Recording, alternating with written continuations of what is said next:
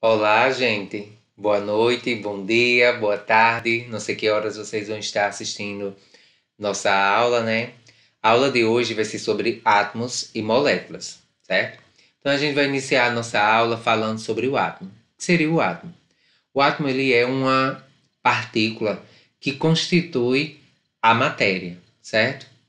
Ele antigamente a gente dizia que era a menor partícula e era indivisível, certo? Falava-se muito nas aulas de ciências, na minha época principalmente, né? Eu só tenho 20 anos de idade. Esse cabelo branco aqui é tudo fake news, é luzes. Então, antigamente a gente dizia que o átomo ele era indivisível, que você não conseguiria dividir o átomo e que não existia partículas menores do que isso, certo? Porém, hoje já se sabe que existem partículas menores do que o átomo. E o que seria essa matéria que o átomo constitui, né, que o átomo forma? Matéria, gente, é tudo que tem ao nosso redor, é, tudo que tem massa e ocupa lugar no espaço. O ar que respiramos, a água que bebemos, o nosso corpo, o celular que vocês estão utilizando para assistir essa videoaula, o computador que eu utilizo para gravar nossas aulas, o sol, certo? Tudo aquilo que possui massa e ocupa lugar no espaço é matéria. Então, voltando ao nosso átomo, o átomo, gente, essa partícula que forma a matéria, ela tem três subpartículas na sua composição. A gente tem prótons e nêutrons. Os prótons e os nêutrons ficam localizados no núcleo, nessa parte central que eu estou mostrando aí com esse laser, certo? Então, os prótons eles possuem carga elétrica positiva e os nêutrons, como o próprio nome remete à neutralidade, né? Eles não têm carga alguma. Girando em torno do núcleo, a gente vai ter os orbitais de energia. Cada orbital desse, denominado de camada eletrônica, ele vai ter uma quantidade X de elétrons. Elétrons é uma partícula, uma subpartícula que também constitui o átomo. Os elétrons, assim como os prótons, eles possuem uma carga elétrica, certo? Os elétrons têm carga elétrica negativa e os prótons têm carga elétrica positiva. Então, um átomo ele vai estar eletricamente neutro, certo? Ele vai ter, o que significa isso? Significa que ele vai ter a mesma quantidade de prótons e de elétrons. Se ele tem 8 prótons, ele vai ter 8 elétrons, certo? Então, esses elementos químicos, a gente chama de elemento químico todos os átomos que possuem a mesma quantidade de prótons no seu núcleo, eles são representados dentro de uma tabela periódica, que é essa que vocês estão vendo aí. Eles são representados pelo duas letras ou uma. No caso aqui eu estou mostrando aqui o lítio, que tem duas letras, né, um par de letras. A primeira vai ser uma letra maiúscula e a segunda uma letra minúscula. Essas iniciais vêm do nome do elemento químico em latim, certo?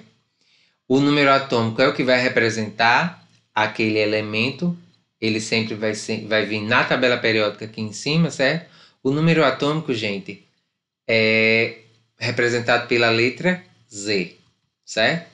Então, aqui nesse slide, eu vou mostrar a vocês um pouco da representação universal do elemento químico, dele isolado, certo?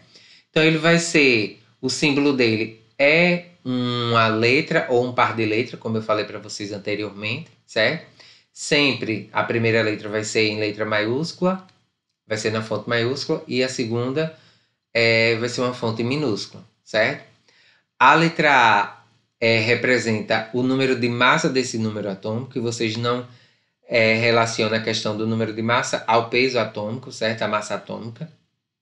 A massa, ela é o resultado da soma de prótons mais nêutrons, ou do número atômico mais o número de nêutrons.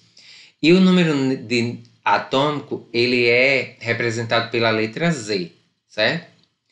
Eu falei para vocês agora há pouco que a massa ela é igual à quantidade de prótons mais a quantidade de nêutrons. E eu disse que o número atômico ele é representado pela letra Z e ele é a mesma quantidade de prótons.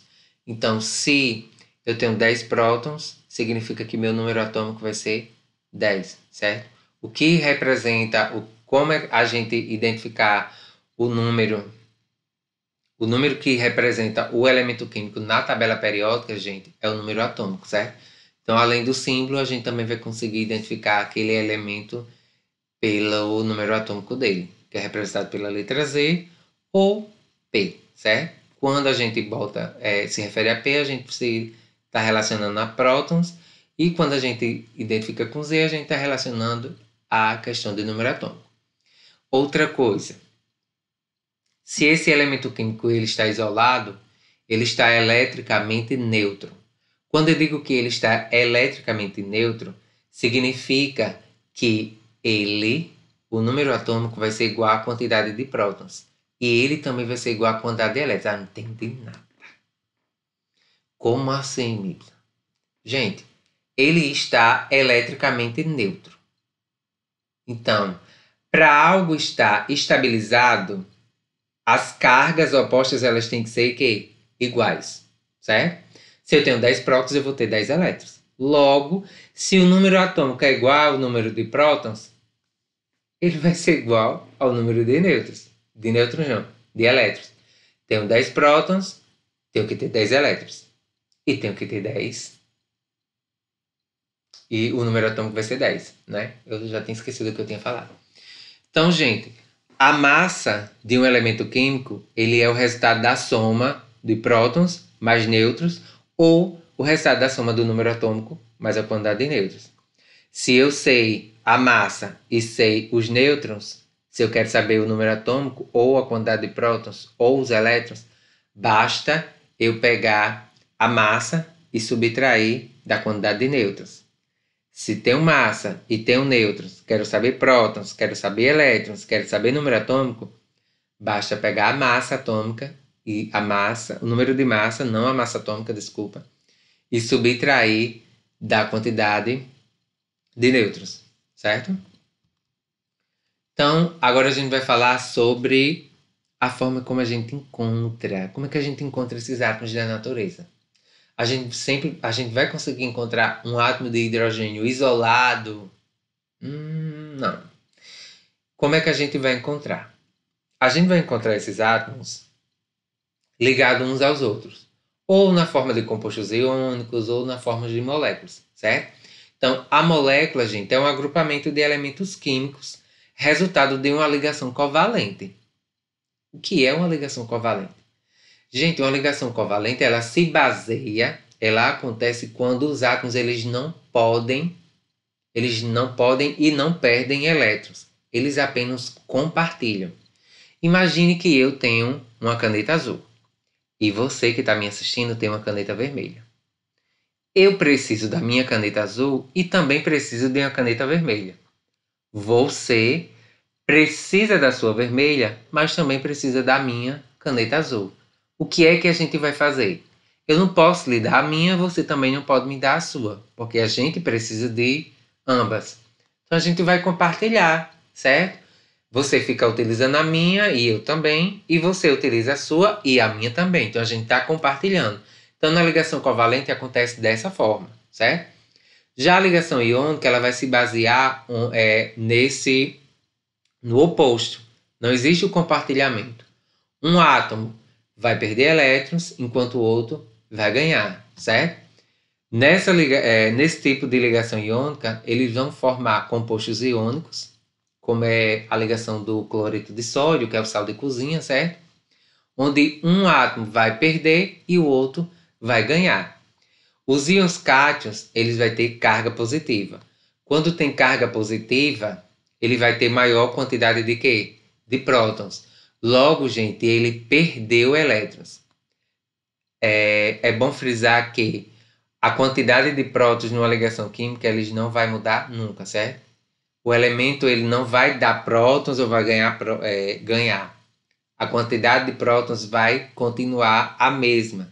A única coisa que muda numa ligação química é a quantidade de elétrons. Um elemento vai perder elétrons ou vai ganhar elétrons, ou compartilhar. No caso aqui, como a gente está falando de íons, o íon cátion, ele vai perder, ele vai doar elétrons. Então, a quantidade maior vai ficar de prótons. Logo, se ele vai ter uma quantidade maior de prótons do que elétrons, a sua carga elétrica maior vai ser a positiva, porque prótons têm carga elétrica positiva. Já nos íons ânions, certo? São os íons com carga negativa, eles vão ter uma quantidade maior de quê? De elétrons, certo? Se ele tem uma carga maior de elétrons, ele ganhou ou perdeu? Ele ganhou, gente. Ele não perdeu, não. Ele ganharam elétrons. Quando ele ganha elétrons, ele fica com a carga maior o quê? Positiva ou negativa? Negativa, certo? Esse é o único canto onde você ganha algo negativo e você... É onde você ganha, mas você fica negativo, né? Imagina aí, você ganhasse dinheiro e você fosse ficar negativo. Não, né? Mas aqui, na formação dos íons ânions, eles vão ficar negativos mesmo tendo ganhado. Por quê? Porque eles ganharam algo que tem carga negativa. Ganharam elétrons, certo? Então, gente, para finalizar nossa aula, vou passar um resumão, certo?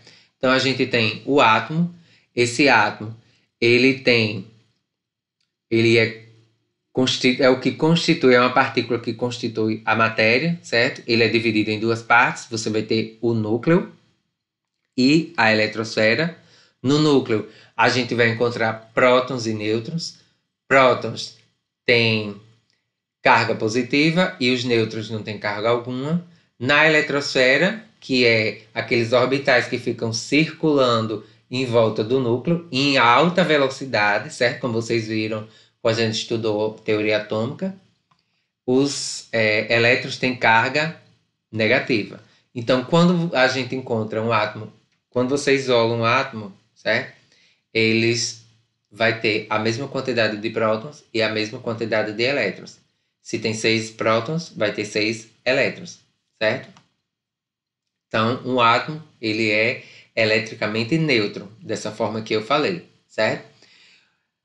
Os átomos, quando eles estão ligados, eles vão formar ou uma molécula, essa daqui que eu estou mostrando para vocês, bem grande, né, que parece as orelhas do Mickey.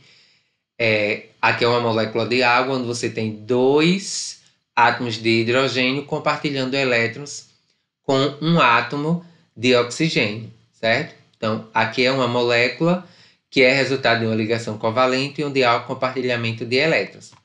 Já na ligação iônica, você vai ter os íons com carga positiva, que perderam elétrons, e vai ter os íons ânions com carga negativa, porque ganharam elétrons, certo? As subpartículas que formam o átomo, né, as partículas subatômicas, são partículas menores do que os átomos, são os prótons, nêutrons e elétrons. Prótons e nêutrons ficam aonde?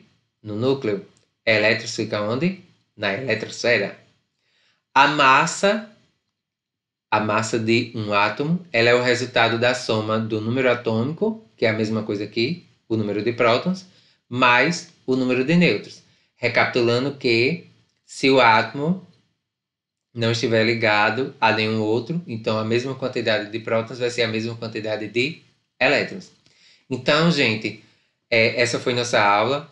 Eu espero que vocês tenham compreendido. Se tiverem dúvidas, é só falar, certo? Pode mandar suas dúvidas no privado ou no grupo do WhatsApp, que eu estarei lá à inteira disposição de vocês. E muito obrigado, por hoje é só.